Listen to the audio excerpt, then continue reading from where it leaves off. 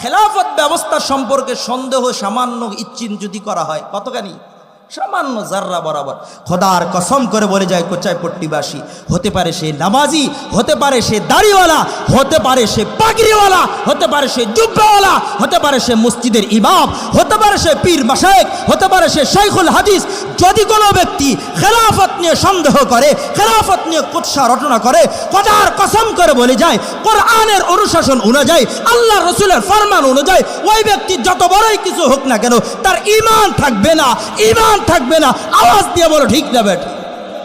খেলাফত নিয়ে টিস্কারি করিও না। পারো না ভিন্ন মাসলা, পারি না ভিন্ন মাসলা, যে নামাজ পড়ে তারে নিয়ে চুলকায়ও না, তাহলে ঈমান থাকবে না, ঠিক না বেঠ? ঠিক। তাহলে আমার আর আপনার জীবনের ইমাম কয়জন? একজন। ওই ইমাম যা বলে গেছেন সেটা করতে হবে, ঠিক না বেঠ? ঠিক।